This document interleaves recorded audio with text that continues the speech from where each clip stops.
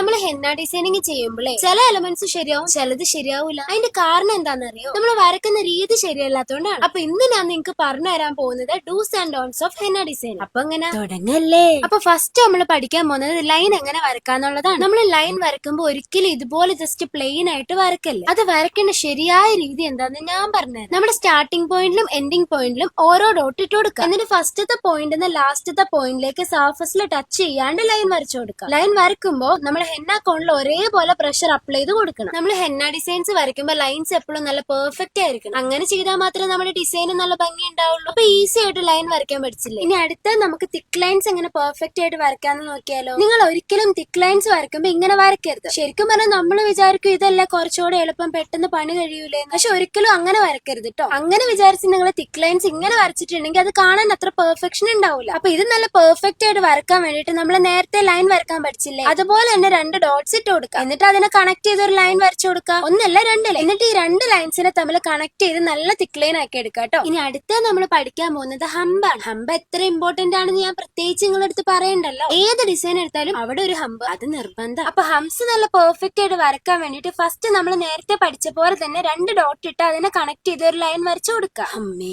നോം ഒറ്റ ശ്വാസത്തിലേ പറയാറുള്ളൂ. നമുക്ക് ഹംസിന് എത്ര ഗ്യാപ്പ് ആണോ വേണ്ടത് അത്രയും ഗ്യാപ്പ് വിട്ടിട്ട് ചെറിയൊരു ഔട്ട്ലൈൻ വരച്ചു കൊടുക്കുക. ഇനി ഔട്ട്ലൈനെ കണക്ട് ചെയ്ത് ഇതുപോലെ ഹംസ് വരച്ചു കൊടുക്കുക കേട്ടോ. അപ്പൊ ഹംസ് വരയ്ക്കാൻ സിമ്പിൾ ആയിട്ട് പഠിച്ചില്ലേ? ഇനി അടുത്ത നമ്മൾ പഠിക്കാൻ പോകുന്ന ഡോട്ട്സ് ആട്ടോ. ഡോട്ട്സ് വരയ്ക്കാൻ നിങ്ങൾക്ക് എല്ലാവർക്കും അറിയാമെന്ന് എനിക്കറിയാം. എന്നാലും അത് വരയ്ക്കുമ്പോൾ കുറച്ചുകൂടെ പെർഫെക്റ്റ് ആയിട്ട് വരയ്ക്കേണ്ടത് എങ്ങനെയാന്ന് ഞാൻ പറഞ്ഞുതരാം. ഡോട്ട്സിന്റെ ബേസിന് വേണ്ടിട്ട് ഫസ്റ്റ് ഞാൻ ഒരു ലൈൻ വരച്ചു കൊടുക്കുന്നുണ്ട്. എന്നിട്ട് ഹെന്ന കോണിൽ നല്ലോണം പ്രഷർ അപ്ലൈ ചെയ്ത് മെല്ലെ റിലീസ് ചെയ്ത് കഴിഞ്ഞാൽ ഒരു ഡോട്ട് കിട്ടും. നമ്മൾ എന്തോരം പ്രഷർ കൊടുക്കണമെന്ന് അനുസരിച്ചിട്ട് ഇരിക്കും ഡോട്ടിന്റെ സൈസ്. അപ്പൊ ചെറിയ ഡോട്ട് വേണമെങ്കിൽ കുറച്ച് പ്രഷർ കൊടുക്കുക, വലിയ ഡോട്ട് വേണമെങ്കിൽ നല്ലോണം പ്രഷർ കൊടുക്കുക. ഇനി ലാസ്റ്റ് ആയിട്ട് നമ്മൾ പഠിക്കാൻ പോകുന്ന സ്പൈറൽസ് ആട്ടോ. ഇതിന് സ്വേൾസ് എന്നും പറയാറുണ്ട്. നമ്മൾ ഫ്ലവേഴ്സ് ഒക്കെ വരയ്ക്കാൻ വേണ്ടി ഏറ്റവും കൂടുതൽ യൂസ് ആക്കുന്ന എലമെന്റ് ആട്ടോ സ്പൈറൽസ്. ഇതിന് നമുക്ക് 2 രീതിക്ക് വരയ്ക്കാം കേട്ടോ. കുറെ റൗണ്ട്സ് വരച്ചതിന്റെ മിഡിലിൽ ഒരു കുത്തിട്ട് കഴിഞ്ഞാൽ നമുക്ക് ഒരു സ്പൈറൽ കിട്ടും. ഇനിയിപ്പോ അല്ലാന്ന് വെച്ചാൽ ഒരു കുത്തിട്ടിട്ട് അതിന്റെ ചുറ്റും ഇങ്ങനെ റൗണ്ട്സ് വരച്ചു കൊടുത്താലും മതി. അല്ല, പരിപാടി കഴിഞ്ഞിട്ടില്ല. ഇതിന്റെ ബാക്കി എലമെന്റ്സ് നമുക്ക് നാളെ പഠിക്കാം. അപ്പൊ ഇന്നത്തെ എലമെന്റ്സ് എങ്ങനെയുണ്ട്? സെറ്റ് അല്ലേ? ഇന്നത്തെ വീഡിയോ നിങ്ങൾക്ക് യൂസ്ഫുൾ ആയെങ്കിൽ ലൈക്ക് ചെയ്യുക, കമന്റ് ചെയ്യുക, സബ്സ്ക്രൈബ് ചെയ്യുക. ഇൻസ്റ്റാഗ്രാം അക്കൗണ്ടും ഫോളോ ആക്കാൻ മറക്കണ്ട. അപ്പൊ ഓക്കെ, ബൈ.